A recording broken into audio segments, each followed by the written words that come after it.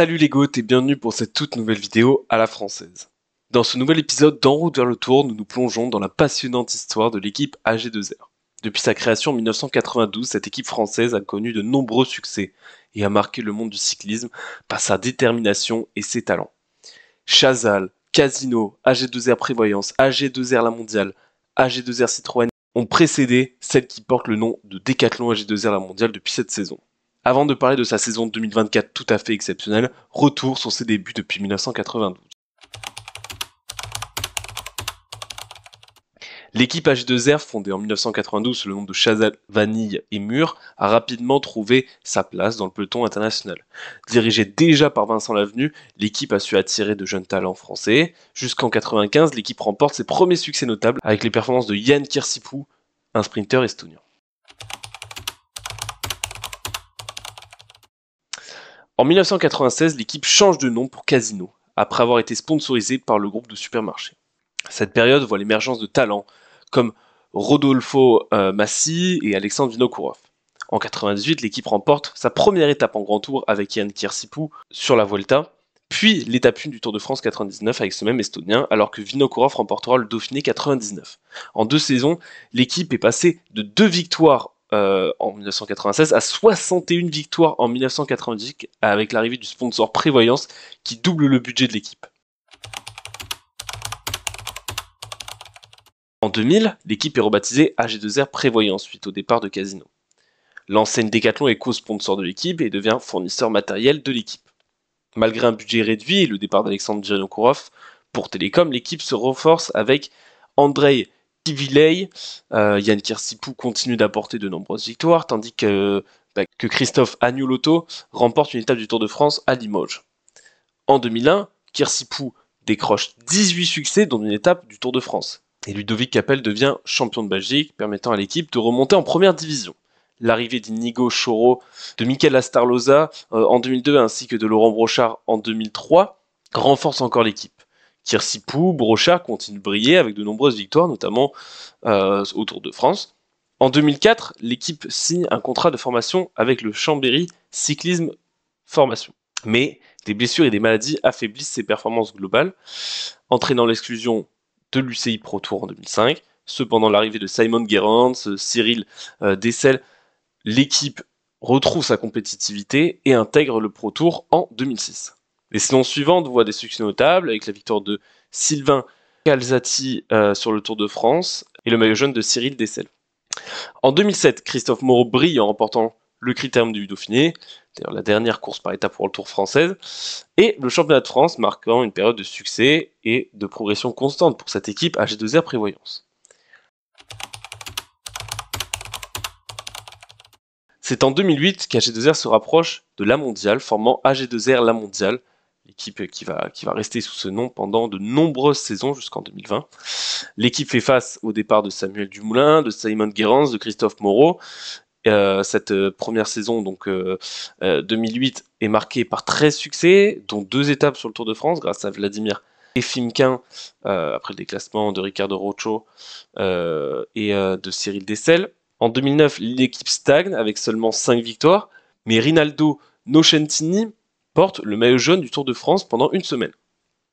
En 2010, Christophe Riblon remporte la 14e étape du Tour de France en solitaire, qu'on connaît tous, et l'équipe termine la saison avec 18 victoires au total, mais peu de succès en World Tour. Pourtant, en 2011, l'équipe rejoint le World Tour et recrute Jean-Christophe Perrault. John Gadret remporte une étape de montagne du Giro et termine 3e au général, marquant le premier podium sur un grand tour pour AG2R. Jean-Christophe Perrault est 9e du Tour de France, et c'est en 2012 que l'équipe recrute pas mal de coureurs, avec comme objectif de marquer le plus de points SCI pour conserver sa licence dans l'élite, mais les victoires restent rares. Romain Bardet rejoint l'équipe alors que Cyril Dessel prend sa retraite. L'équipe termine avant-dernière du classement World Tour. En 2013, l'équipe AG2R La Mondiale obtient 8 succès. Christophe Riblon remporte une étape du Tour de France et du Tour de Pologne. Jean-Christophe Perrault est 3e de Paris-Nice et Romain Bardet 5e du Tour de Pékin. Carlos Betancourt termine 5e et meilleur jeune du Tour d'Italie. Et c'est en 2014 que l'équipe recrute du coup Damien Gaudin, Sébastien Turgot ou encore Alexis Villermoz. Carlos Betancourt remporte Paris-Nice et Christophe Riblon le Critérium International. L'équipe atteint son sommet en juillet, Blaise Cadry gagne une étape et Jean-Christophe Perrault termine 2e du Tour de France alors que Romain Bardet termine 6e. En 2015, l'équipe cumule 23 victoires avec des étapes du Tour de France gagnées par Alexis Villermoz et Romain Bardet. Domenico Pozzovivo se distingue sur le Tour de Catalogne et en 2016, Romain Bardet remporte la 19e étape du Tour de France et termine 2e du classement général. Pierre Latour gagne la 20e étape du Tour d'Espagne, lui. En 2017, Bardet termine 3e du Tour de France. Pierre Latour devient champion de France du contre-la-montre. On rentre dans la période 2018 avec l'arrivée de Sylvain Dillier, de Tony Galopin, de Clément Venturini. Romain Bardet termine 2e des Strade Bianche, 3e de Liège et remporte la médaille d'argent aux mondiaux derrière Alejandro Valverde. Il se classe 6e du Tour de France tandis que Pierre Latour conserve son titre de champion de France du contre-la-montre. Oliver Naesen remporte la Bretagne Classique et Sylvain Dillier termine 2e de Paris-Roubaix. En 2019, l'équipe décroche 14 victoires, dont une étape du Giro avec Nance Peters. Benoît Cosnefroy remporte 5 courses et Romain Bardet est meilleur grimpeur du Tour de France, un Tour de France assez décevant d'ailleurs pour Romain Bardet. Oliver Naesen termine 2e de Milan-San Remo et 3e de Paris-Tours. En 2020, malgré une saison écourtée avec le Covid, Nance Peters gagne à nouveau en Grand Tour, maintenant sur le Tour de France, et Benoît Cosnefroy se distingue avec 3 victoires. Bardet quitte l'équipe à la fin de la saison, après 9 ans dans cette équipe AG2R mondiale, restant à jamais évidemment une des figures de cette formation. En janvier 2021, Citroën devient copartenaire et l'équipe est renommée AG2R Citroën Team. Romain Bardet, Alexis Villermoz, Pierre Latour, Sylvain Dillier ne sont plus dans l'équipe, ils sont remplacés par des coureurs comme Greg Van Avermaet, Bob Jungels ou encore Ben O'Connor. L'objectif de l'équipe devient un peu plus les classiques. Je pense que cet objectif reste assez compliqué quand des coureurs comme Greg Van Avermaet ou Bob Jungels peinent à s'imposer. Ben O'Connor, lui, va terminer 4e du Tour de France. Il va d'ailleurs remporter une étape sur ce Tour de France à Tignes, et l'équipe va obtenir 12 victoires au total, avec des coureurs comme Andrea Vendrame, Clément Champoussin, qui gagnent, eux, respectivement sur le Giro et la Vuelta. Cosnefroy brille avec 3 victoires, dont la Bretagne Classique et une médaille de bronze au championnat d'Europe de cyclisme. Après une bonne saison 2021, la saison 2022 reste mitigée. L'équipe remporte 11 victoires et finit 15e du classement UCI. Cosnefroy continue de s'illustrer avec une nouvelle victoire en World Tour à Québec, une 2e place à l'Amstel derrière Michal Kwiatkowski qu'on connaît tous évidemment. Ben O'Connor, après une 3e place au Dauphiné, abandonne sur le Tour de France mais termine 8e de la Vuelta. Bob Jungels sauve le Tour de France du coup de cette formation avec une nouvelle victoire. En 2023, l'équipe continue de miser sur ses jeunes talents et ses leaders pour confirmer ses ambitions sur les grands tours ainsi que les classiques avec un focus particulier sur les performances de Ben O'Connor, de Benoît Cosnefroy et de Félix Gall. Si ce dernier s'impose sur le Tour de Suisse, mais surtout au Tour de France, la saison de l'équipe reste décevante avec seulement 9 victoires. Mais l'équipe va savoir rebondir, on va voir ça juste après.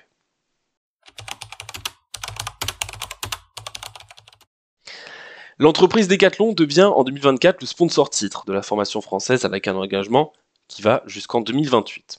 Van Rysel, marque de cycle de Decathlon, devient le fournisseur de l'équipe et du coup remplace BMC au niveau des vélos. L'équipe recrute des coureurs comme Victor Lafay, Sam Bennett ou encore Bruno Armirail. Les deux premiers cités, Victor Lafay est évidemment blessé, mais ne sont finalement pas les coureurs qui vont le plus marquer la saison de l'équipe. À l'heure actuelle, 26 victoires sont à compter avec 11 coureurs différents. Des coureurs se révèlent comme Valentin Paré-Peintre, qui était évidemment très fort chez les jeunes, mais qui la remporte une étape sur le Giro, ou encore le récent champion de France Paul Lapéra, auteur de 4 victoires, ou encore d'autres qui confirment plutôt, comme Benoît Cosnefroy qui s'est imposé à de nombreuses reprises, ou encore Dorian Goudon qui s'impose en World Tour pour plusieurs fois.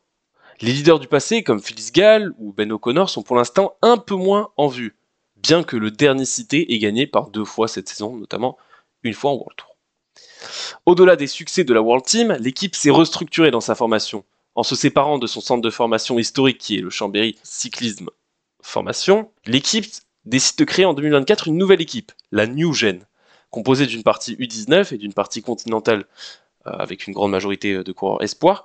L'équipe compte bien continuer à miser sur sa formation comme elle l'a toujours fait avec des coureurs par le passé comme Romain Bardet, Clément Champoussin, Cosnefroy, Latour, pareil Peintre ou Nance Peters.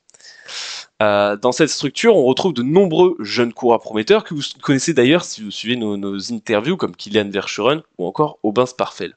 De nombreux talents pourraient d'ailleurs faire les beaux jours du cyclisme français dans quelques années avec des coureurs comme Léo Bizio, Paul Sexas, Noah Isidore ou encore Hugo Boucher pour ne citer que. En tout cas, affaire à suivre. On va passer maintenant à la partie sur le Tour de France. Ce Tour de France 2024 de cette équipe Decathlon AG2R qui finalement a fait un excellent Giro avec 2 victoires va devoir confirmer et évidemment très attendu avec cette deuxième place au classement UCI mondial. Pour ce faire, l'équipe mise sur une start list qui est assez polyvalente, qui va pouvoir essayer de gagner sur tous les terrains. Le leader restera évidemment Félix Gall, qui avait fait un très bon Tour de France l'an passé avec une 8e place. Cependant, d'autres coureurs qui ont déjà gagné en grand tour, comme Nance Peters à deux reprises, Sam Bennett, seront là pour essayer d'aller chercher le plus de victoires d'étapes possible. Nance Peters, ça va être assez compliqué peut-être, on verra bien, mais voilà, il fait pas une très grande saison pour l'instant. Mais Dorian Godon sera évidemment là, peut-être pour aider Sam Bennett dans un train, avec également Oliver Nason. Cependant, Dorian Godon, on le connaît, on sait que quand les étapes sont un peu dures, il a une excellente pointe de vitesse, il s'est imposé par 2 reprises sur le Tour de Suisse en World Tour, donc évidemment il sera attendu. Nicolas Prodhomme sera peut-être là soit pour aider Félix Gall en montagne ou bien pour aller dans des échappées. Paul Lapera, le récent champion de France, sera évidemment une des attractions de juillet avec un beau maillot tricolore et on espère en tout cas que sur des étapes assez dures, avec son excellente pointe de vitesse, lui aussi s'était imposé sur le Tour du Pays Basque, sera évidemment à suivre. Bruno Armirail, vainqueur du contre-la-montre des championnats de France, sera là pour aider ses leaders, que ce soit, on l'avait vu auparavant chez FDJ, aider pour ses leaders en échappée, jouer sa propre carte, aider Félix Gall, peut-être placer pour des sprints. Bref, un peu le couteau suisse de l'équipe, il sera évidemment une des pièces maîtresses. Maintenant qu'on sait qui est dans l'équipe, quelles sont les possibles performances de l'équipe sur ce Tour de France? Moi, j'attends en tout cas un Félix Gall, pourquoi pas aller soit récidiver avec une nouvelle victoire d'étape, mais peut-être sinon essayer de chercher un top 5, ça pourrait être pas mal, de continuer sur cette progression. Pour l'instant, il fait pas un excellent début de saison, comme je disais tout à l'heure, un Tour de Suisse moyen à la 10e place, sans avoir trop été dans le jeu. Donc voilà, il faudra Félix Gall être prudent. Sinon, s'il sent que pour le général c'est cuit, pourquoi pas aller jouer les étapes. En tout cas, c'est une équipe pour moi qui a tout en tout cas pour un peu faire le show dans les échappées ou bien avec les favoris. Sam Bennett, lui, face à un plateau de sprinter qui est finalement pas mal parce qu'on a évidemment Jasper Philipsen, le grand favori, mais il y a peut-être la place pour aller chercher soit des podiums ou voire mieux.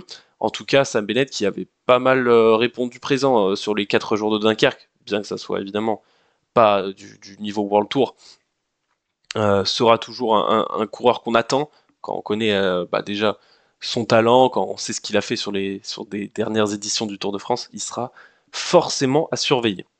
C'est sûr qu'on aurait pu imaginer, quand on connaît le talent de, par exemple, Aurélien Paré-Peintre ou Valentin Paré-Peintre qui ont fait le Giro, on aurait pu peut-être espérer les voir sur le Tour de France, car évidemment, quand on connaît leur talent, ils auraient pu, pourquoi pas aller chercher une victoire.